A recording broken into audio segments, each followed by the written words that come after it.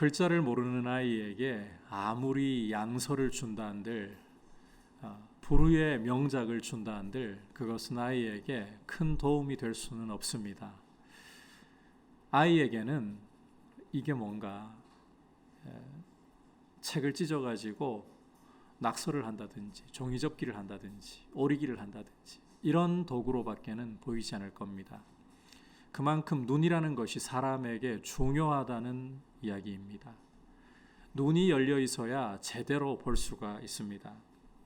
지난 시간 보아스와 루스의 두 사람의 헤세드의 공명을 통해서 나오미의 눈이 열리게 되는 것을 보았습니다. 눈이 열리니까 하나님이 행하시는 일이 보이기 시작하고 하나님의 약속의 말씀이, 고엘에 대한 약속의 말씀이 보이기 시작하고 또 자신의 자리를, 자신의 역할을 회복하게 되는 것을 우리가 볼 수가 있었습니다.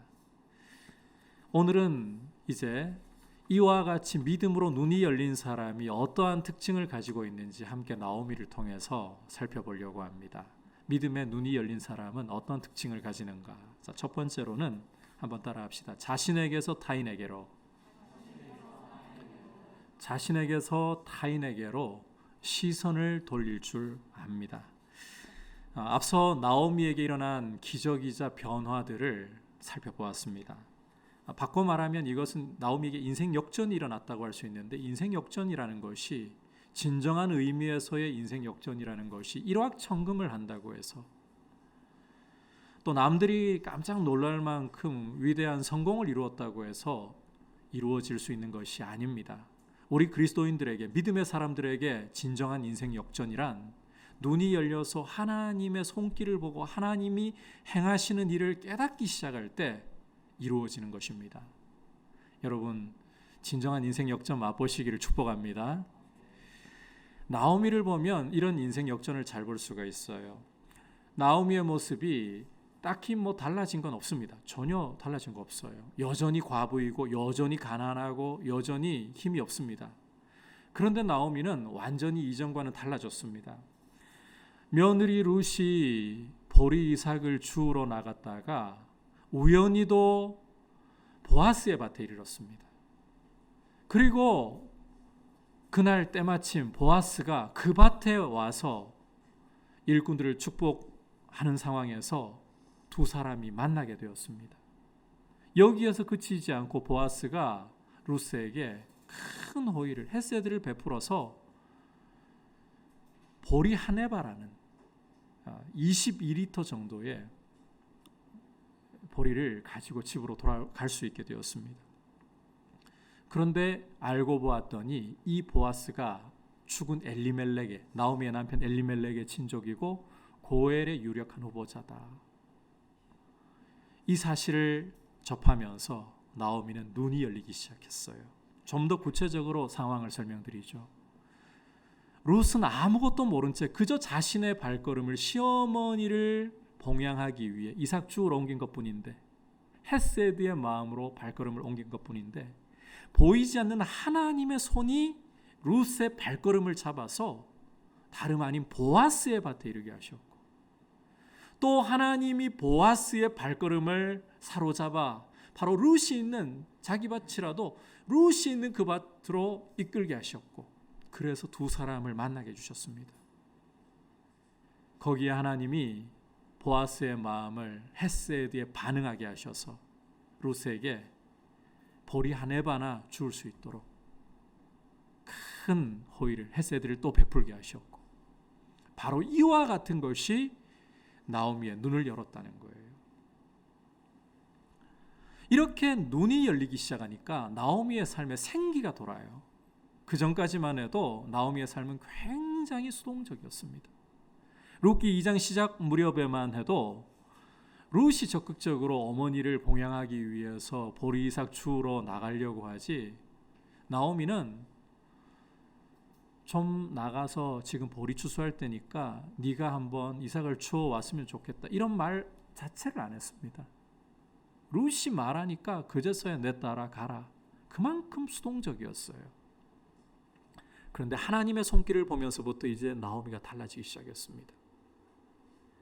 따라서 3장에 와서 누가 대화를, 나오미와 룻 사이에서 대화를 주도하고 있는가? 바로 나오미입니다. 1절 보시면 나오미가 대화를 먼저 이끌고 있잖아요. 뿐만 아니라 나오미는 내 딸아 내가 너를 위하여 라고 하면서 룻을 배려하고 룻을 생각해 주고 있습니다. 신세 한탄과 시르에 잠겨 있던 사람이 이제는 자기 자부를 생각할 줄 알고 있다는 거예요. 이걸 보면 믿음의 눈이 열린다는 게 인생에게 정말 중요한 일이구나. 눈이 열려야 나 자신에게서 시선을 돌려서 남을 볼 수 있게 되는 거예요. 여러분, 눈이 열리지 않으면, 우리의 눈이 욕심으로 탐욕으로 가려져 있으면 자기중심적이 될 수밖에 없습니다. 내 신세를 계속해서 묵상하게 돼요. 하지만 눈이 열리고 하나님의 일하시는 손길을 보기 시작하면서부터 사람은 자기를 넘어서 다른 사람을 봅니다.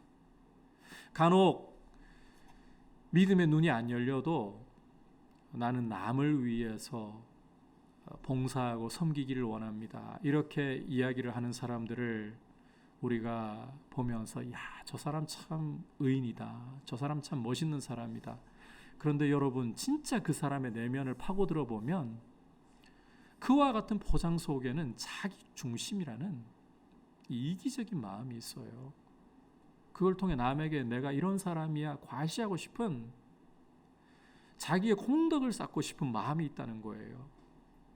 진짜 남을 볼 줄 알고 남을 도울 줄 알려면 믿음으로 눈이 열려야 합니다. 여러분, 믿음으로 눈이 열리는 것이야말로 우리에게 있어서 정말 귀한 복이고 그리스도인다운 정말 아름다운 덕을 끼치는 모습이 되는 것이다. 이 점을 염두에 두시고, 지난 시간에도 강조했지만 오늘 다시 한번 강조합니다.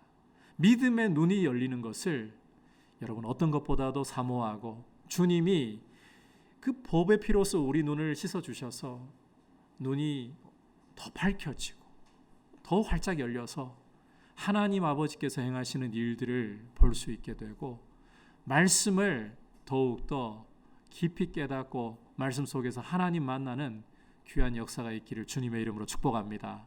여러분, 강조합니다. 믿음으로 눈이 열리는 게 진짜 축복입니다. 자, 이제 계속해서 믿음의 눈이 열리면 나타나는 특징 두 번째는, 따라합시다. 지혜로 남을 돕게 됩니다. 남을 도울 수 있는 지혜가 온다는 거예요. 지혜가 온다. 자, 다시 1절 우리 함께 한 목소리로 읽어보도록 하겠습니다. 시작. 룻의 시어머니 나오미가 그에게 이르되 내 딸아 내가 너를 위하여 안식할 곳을 구하여 너를 복되게 하여야 하지 않겠느냐. 자, 함께 읽은 말씀에서 나오미가 룻을 위해 안식할 곳을 구해주어서 너를 복되게 해주게 해야 하지 않겠느냐, 이런 말을 하는 것을 볼 수가 있죠. 젊은 과부에게 안식할 곳이란 무엇을 의미할까요? 룻은 자기 어머니 집도 자기의 민족도 뒤로하고 시어머니를 섬기기 위해서 시어머니를 따라온 사람입니다. 모든 것 다 버리고 시어머니만을 따라온 사람입니다. 이런 여인에게 안식할 곳이라는 것이 어떤 의미겠습니까? 이것은 두말할 것 없이 새로운 남편을 만나서 재가하는 거예요. 재혼하는 것이라는 말입니다. 혹 재혼이라고 하니까 이제는 자유를 얻었는데 뭘 또 새롭게 짐을 지려고, 없던 혹을 왜 또다시 갖다 붙이려고, 이런 생각이 드시는 분이 계십니까? 그런 생각이 드시지 않기를 축복합니다. 결혼 생활에 대해서 부정적이면 그런 마음이 올라와요. 여러분의 가정이, 여러분의 결혼이 복되시기를 축복합니다. 왜 이렇게 하면 소리가 작아요? 복되시기를 축복합니다. 그런데 우리가 이 성경을 읽을 때 우리 시대, 우리 문화의 눈으로 읽어서는 절대 안 됩니다. 자주 룻기를 강의하면서 말씀드리다시피 고대 근동 세계에서는 여인들이 자신의 권리를 보호하려면 두 가지 길밖에 없습니다.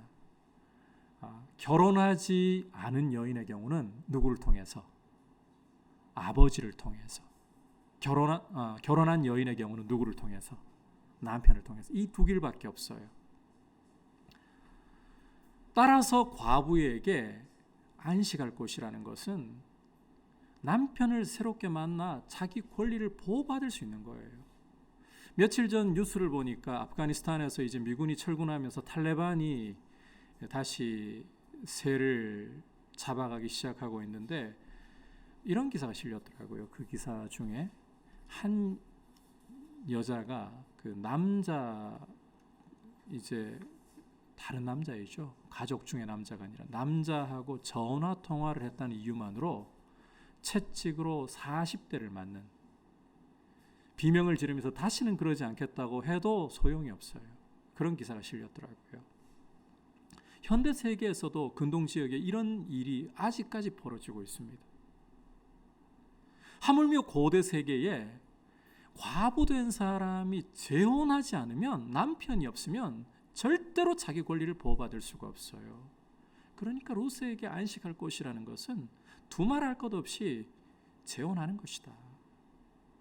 그리고 고대 세계의 가치관 가운데 또 어떤 게 있는가 하면, 여자가 결혼을 하지 못하고, 이유 없이 결혼을 하지 못하고 아이를 낳지 못한다, 이건 큰 수치이자 저주를 받은 것으로 여겨졌습니다.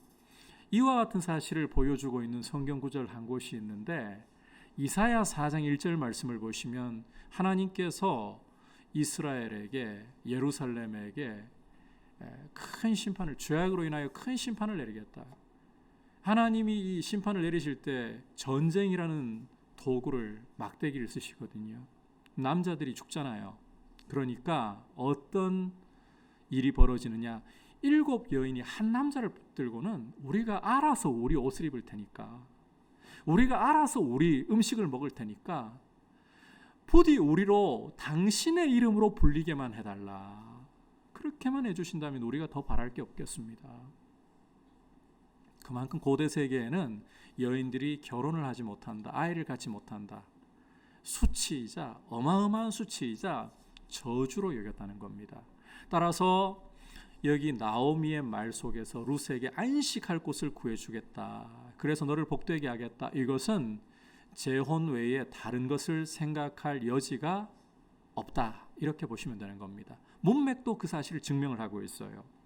자, 주목할 것은 이처럼 눈이 열리게 되니까 나오미는 시선을 자기에게서 루스에게 옮길 뿐만 아니라 루스를 실제적으로 도우려고 한다는 거예요. 실제적으로 도우려고 하는 거예요. 자, 그런데 여기에서 한 가지 좀 현실적이고 실제 그럴 법한 질문을 하나 좀 던져보고 싶어요. 지금 이 나오미의 상황 바뀐 거 아무것도 없다 했잖아요. 여전히 과부이고 여전히 힘이 없고 여전히 연약합니다.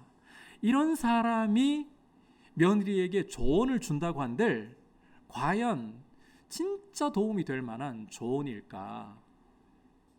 왜냐하면 사람들은 힘없고 돈 없고 자기 스스로를 감당 못 해내는 사람들이 주는 조언 보면 무시하는 경향이 있잖아요. 그게 슬프지만 현실이잖아요. 정말 나오미가 제대로 된 조언을 루스에게 줄 수 있을까? 자, 우리가 이 부분에 대해서 말씀을 통해 직접 확인하는 게 좋을 것 같아요. 2절부터 4절까지여서 한번 확인을 해보도록 하겠습니다. 시작. 내가 함께하던 하녀들을 둔 보아스는 우리의 친족이 아니냐? 보라, 그가 오늘 밤에 타작 마당에서 보리를 까불리라. 그런즉 너는 목욕하고 기름을 바르고 의복을 입고 타작 마당에 내려가서 그 사람이 먹고 마시기를 다하기까지는 그에게 보이지 말고 그가 누울 때에 너는 그가 눕는 곳을 알아다가 들어가서 그의 발치 이불을 들고 거기 누우라. 그가 내 할 일을 내게 알게 하리라 하니. 자, 나오미의 조언을 보시면 보아스와 관련이 되는 것인데, 보아스를 가리켜서 내가 함께하던 하녀들을 둔 사람, 그리고 우리 친족, 이렇게 부르고 있죠. 이 말 속에 보아스가 바로 고엘의 유력한 후보가 된다라는 것을 내포하고 있습니다. 따라서 나오미는 보아스가 고엘의 유력한 후보이기 때문에 자, 여기 목욕을 하고 기름을 바르고 의복을 입고, 이게 무슨 말인가 하면 신부단장을 하라는 거예요. 신부단장을 하고서 타작마당으로 가서, 우리가 이 부분도 뒤에 좀 더 살펴보겠습니다만, 이때가 밀을 타작할, 밀 추수가 다 끝나고 밀을 타작할 시기입니다. 타작마당으로 가서 보아스에게 구애를 하라, 청혼을 하라, 고엘의 역할을 해줄 것을 요구하라는 것입니다. 자, 그런데 여기에 이 고엘의 역할을 하도록 요구하라, 청혼을 하라, 여기에는 적지 않은 어려움이 따를 수도 있습니다. 고엘이라는 사람은 하나님이 이스라엘에게 주신 두 가지 복을 회복시켜주는 역할을 하는 사람이다, 이렇게 간단하게 설명할 수 있어요. 구약을 읽어보시면 하나님이 이스라엘에게, 당신의 백성에게 두 가지 중요한 축복, 하나님 나라를 이루기 위해서 자손과 땅이라는 축복을 허락하셨죠. 이걸 회복시켜주는 사람이 고엘이라는 겁니다. 좀 더 상세하게 말씀드리면, 고엘은 어떤 사람이 자식이 없이 죽을 때 그 사람의 아내를 취해서 아들을 낳아서 그 죽은 사람의 대를 잇게 해주고, 또 더 이상 땅을 유지할 수 없으니까 가난하게 되어버려가지고 이 땅을 사서 다시 그 사람에게 회복시켜주는, 이 두 가지 역할을 하는 사람이라는 거예요. 그런데 여러분, 이걸 지금까지는 제가 손해라는 개념을 아예 여러분들께 말씀드리지 않았지만, 제대로 생각을 해보면, 현실적으로 생각해보면 고엘로 살아가려면 엄청난 손해를 감수해야 합니다. 자, 한번 생각을 해보세요. 아이를 낳아봤자 자기 피가 섞였다고 해서 자기 아이가 안 됩니다. 망자의 아이로 완전히 넘겨줘야 되는 거예요. 게다가 땅을 사가지고, 자, 나오미가 땅을 팔게 되니까 나오미에게서 땅을 사가지고 자기 걸로 만들 수 있나요? 아니죠. 엘리멜렉의 뒤를 잇는 아이, 그죠? 그 아이에게 넘겨줘야 되는 거예요. 내 피가 섞였다고 내 아이가 되는 것도 아니고, 내 돈 주고 샀다고 땅이 내 것 되는 것도 아니에요. 고엘을 제대로 생각을 해보면, 고엘 역할을 하려면 진짜 큰 손해를 감수해야만 한다는 것입니다. 이렇게 손해보는 것이 현실이라면 과연 보아스가 이 고엘의 역할을 편안하게 얼씨구나, 지화자 좋다 이러면서 받아들여 주겠냐는 거죠. 따라서 여기까지만 본다면 나오미의 조언이라는 것은 어떻게 보면 힘없는 과부가 희망 고문하는 것처럼 느껴질 수도 있을 것 같아요.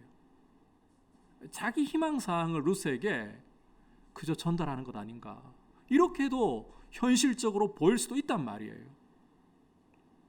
차라리 룻에게 너한테 내가 물려줄 게 없어서 너무 미안하다, 이게 오히려 더 현실적인 위로처럼 보인다는 겁니다. 그리고 여러분, 남에게 제대로 좀 도움을 주려고 하면 힘이 있어야 되는 거 아닙니까? 돈이라도 좀 있고 내가 가지고 있는 지위라도 있어야, 능력이라도 있어야 남에게 뭔가를 도와줄 수 있지 않습니까? 실제 사람들은 그렇게 말을 해요. 내가 일단 돈을 좀 많이 벌어야 남을 도와도 돕지, 내가 힘을 가져야 남에게 뭔가 제대로 힘을 실어줄 수 있지. 하지만 돈과 힘이 있다고 정말 남을 돕습니까? 그렇지 않다는 거 여러분 너무 잘 아시지 않습니까? 이건 세상을 둘러볼 필요까지도 없어요. 교회 안에서도 저는 저희 교회가 어떤 일을 할 때 개미 군단으로 일하는 게 너무 좋아요.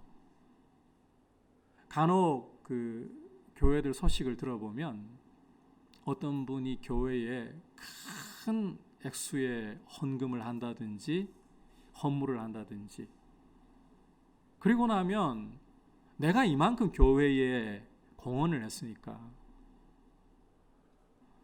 나를 알아줘, 내 말대로 해, 심지어 담임 목회자까지도 쥐고 흔들려고 하는 경우들을, 그래서 교회가 참 어려움을 겪고 깨어지는 경우들이 있는 것까지도 듣고 납니다. 여러분, 이게 돕는 건가요? 돈이 있다고, 능력이 있다고 해서 남을 돕는 게 아니에요. 제대로 남을 도우려면 한번 따라합시다. 눈이 열려야 제대로 남을 도울 수 있습니다. 그런데 여러분, 눈이 열린다는 것도 믿음으로 열리지 않으면 앞서도 이야기했지만 결국은 남을 돕는다는 포장일 뿐이고 자기 명성 쌓으려고, 자기 덕을 쌓으려고 하는 것, 그걸 못 벗어나요. 믿음으로 눈이 열려야 제대로 남을 도울 수가 있어요. 이 사실을 오늘 나오미가 제대로 보여주고 있습니다. 여러분, 나오미의 조언은 그저 힘없는 연약한 과부의 희망 고문, 희망상 아닙니다. 이제부터 제대로 그 이유를 살펴보도록 할게요. 이 나오미의 조언을 우리가 믿음의 눈으로 제대로 살펴보기 시작하면 오늘 본문이 보여주는 것은 이 조언이 얼마나 신뢰할 만한 것인가, 그게 드러나고 있어요. 우선 이 시리에 잠겨있고 좌절에 빠져있던 나오미가 언제부터 눈이 열리고 회복하기 시작했는가, 이것부터 좀 생각을 해보도록 하죠. 언제부터였습니까? 룻이 보아스를 만난 그때부터였죠. 그때가 보리 추수 시작할 무렵이에요. 자, 그리고 오늘 본문 3장으로 오면 이제 시기가 어느 때까지 흘러가 있는가 하면 밀 타작할 무렵까지 가 있어요. 고대 이스라엘의 풍습을 보면 보리 추수를 시작하는 때가 4월 중순경입니다. 그리고 2주가량 지나가지고 4월 말이 되었을 때 밀 추수를 시작하는 거예요. 그리고 밀 추수는 약 7주간이 진행이 됩니다. 타작하기까지 총 몇 주간의 시간이 걸립니까? 보리 추수로부터 타작하기까지, 밀 타작하기까지 9주가 걸려요. 9주. 대략 9주. 그러니까 2달 정도의 시간이 걸린다는 거예요. 이 보리 추수 시작할 무렵부터 해가지고 나오미의 눈이 열렸잖아요. 하나님의 손길을 보기 시작했고 고엘에 대한 약속을 보기 시작했잖아요. 이때부터 여러분, 나오미가 지금 이 상황을 그냥 잊어버리고 아무 생각 없이 그냥 하루하루 대충 살았다고 생각하십니까? 안 그렇습니다. 고엘에 대한 약속이 보이고 하나님의 손길이 보이기 시작하면서부터 나오미의 머릿속에는, 마음속에는 온통 어떻게 하면 고엘을 통해서 하나님이 우리의 삶을 회복시켜 주실 것인가. 거기다 룻이 보이기 시작하잖아요. 어떻게 하면 나를 위해 이렇게 헷세드를 베푼 며느리를 안식하게 하실 것인가. 이게 주야로 생각이 되는 거예요. 이게 묵상이잖아요.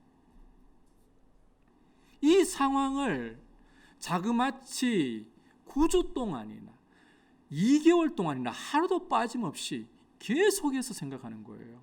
왜 이렇게 생각할 수밖에 없는가 하면, 보아스가 룻을 만나가지고 헷세드를 베푼 것, 이걸로부터 고엘에 대한 생각을 본격적으로 하는데, 그 다음에 이 보아스가요, 덕이 있는 사람이다 보니까 룻을 함부로 안 건드려요. 그 다음부터 건드릴 수가 없어요.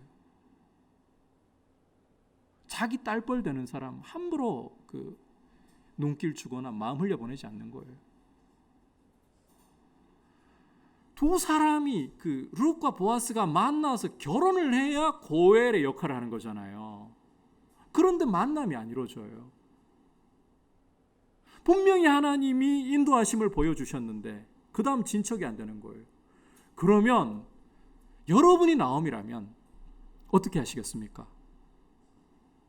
어떻게 나오미와 룻과 보아스가 만나게 할 수 있을까? 어떻게 보아스가 고엘의 역할을 하게 할 수 있을까? 하나님이 그렇게 행하시는 흔적을 보여주셨는데, 하나님의 약속이 있는데 이거 주야로 묵상 안 하겠습니까? 당연한 거예요. 하지만 여러분, 이 묵상이라는 건 여기에서 그치지 않습니다. 묵상은 반드시 행동을 낳습니다. 기도할 수밖에 없는 거예요.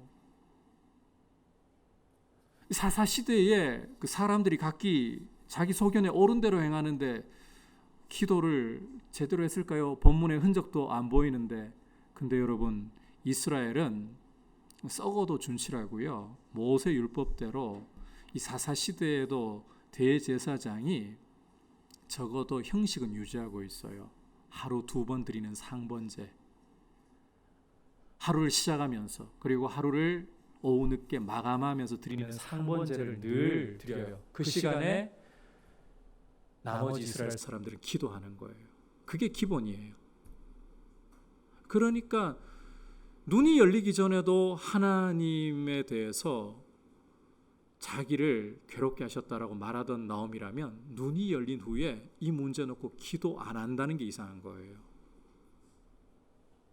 따라서 이 나오미의 조언이라는 것은 2달간 주야로 묵상하면서 기도로 하나님 앞에 이 약속을 어떻게 이루실 겁니까? 주장하면서 가져온 조언이라는 겁니다. 굉장히 신뢰할 만한 조언이라는 거예요. 신부단장하고 가가지고 무턱대고 구한다고 되겠나? 아니요. 이게 기도를 통해서 분명하게 굳어져서 이제 룻에게 조언을 하는 거예요. 그러니까 이걸 힘없는 사람의 희망상, 희망 고문 이렇게 말하면 안 되는 거예요. 또 한 가지 이 나오미의 조언이 굉장히 신뢰할 만하다. 그것은 보아스의 인품과 관련이 있습니다. 여러분 2장 1절에서 보아스를 소개하면서 어떠한 사람이라고 성경 기자가 설명했습니까? 유력한 사람, 하이르한 사람이다.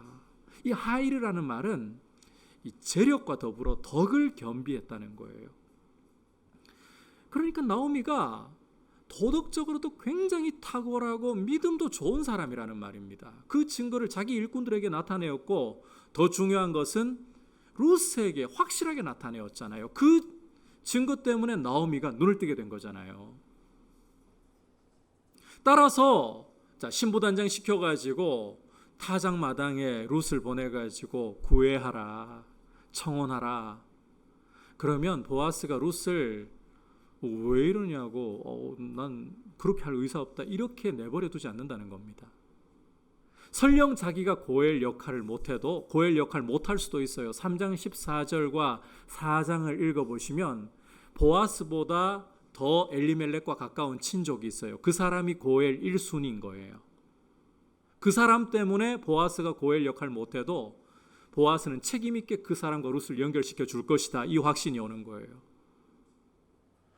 믿음의 눈이 열리고 주야로 이 상황, 하나님의 손길과 말씀을 묵상하면서 기도하다 보니까 보아스에 대한 부분에서도 확신이 서는 겁니다.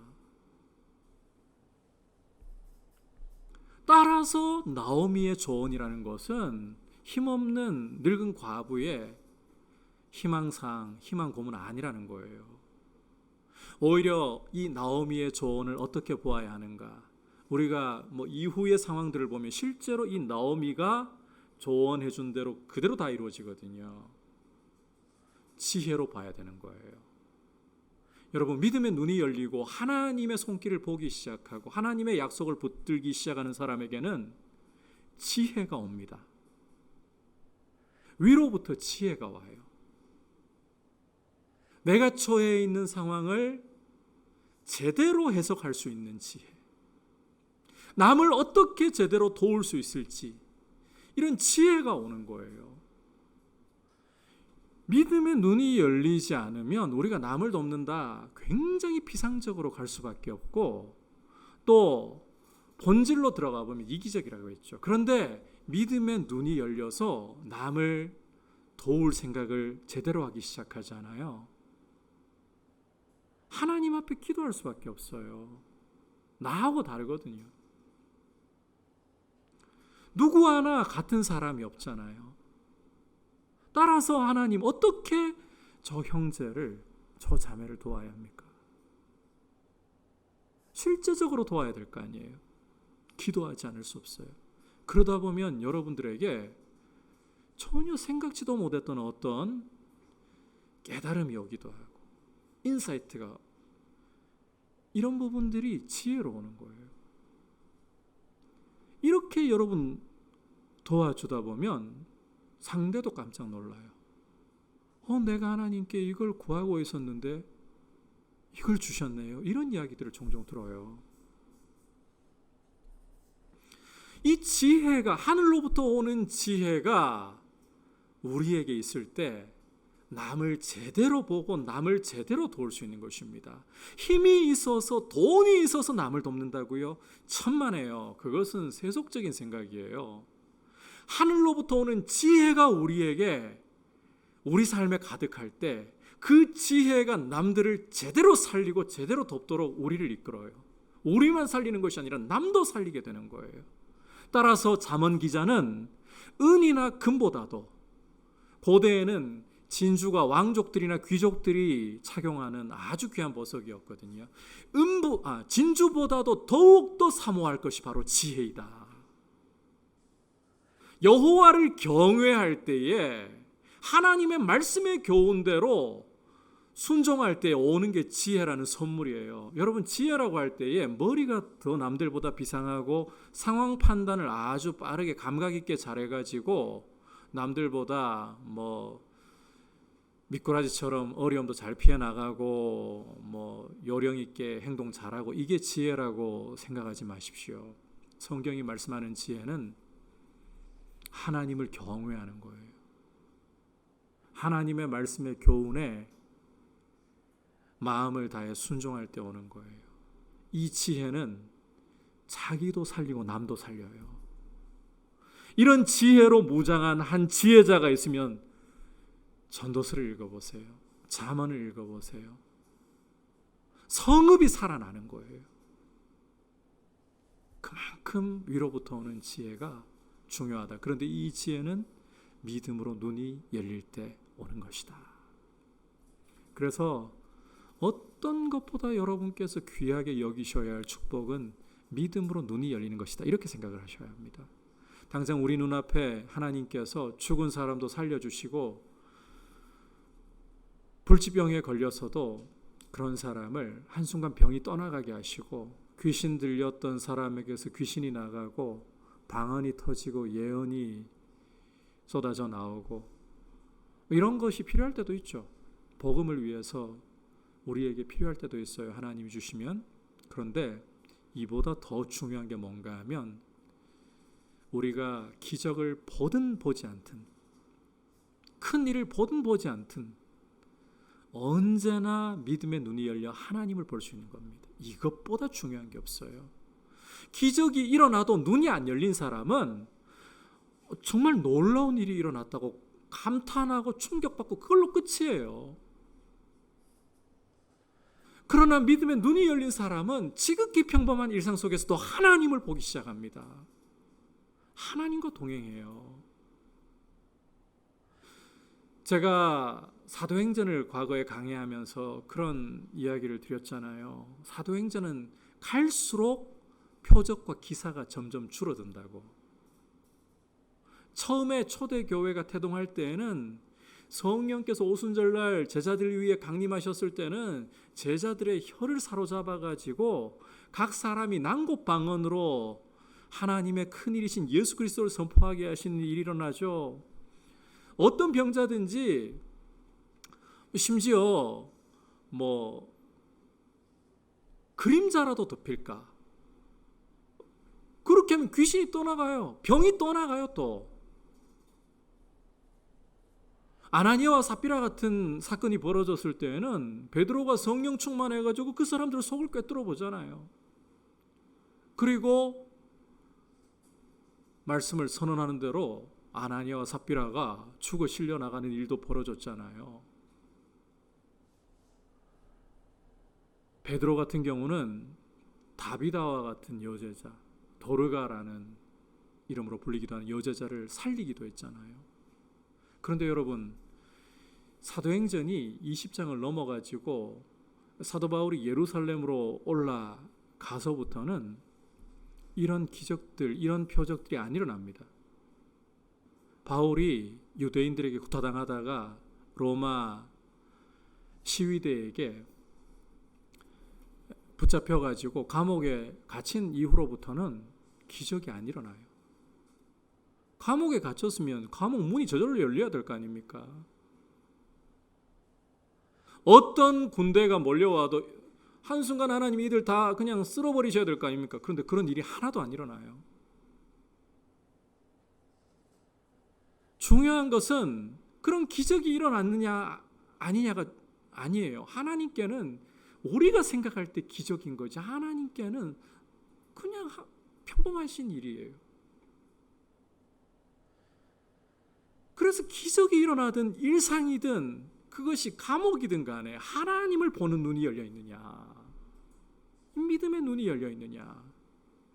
그렇다면 감옥에서도 내가 있는 곳이 높은 산 꼭대기이든 깊은 골짜기이든 궁궐이든 초막이든 하나님이 보이고 하나님과 함께하는 것, 이게 진짜 중요한 일이라는 거예요.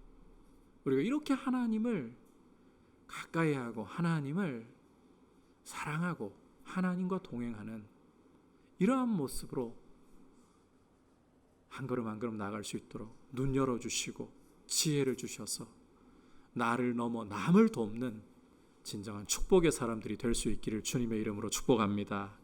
말씀을 정리합니다. 믿음의 눈이 열려야만 나에게서 시선을 옮겨 다른 사람들을 볼 수가 있습니다. 믿음의 눈이 열려야만 진정으로 남을 도울 수 있는 지혜의 사람이 될 수 있습니다. 여러분, 믿음의 눈이 열리기 위해서는 우리 개혁주의 전통 안에서 세 가지 은혜의 방편을 따라가야 합니다.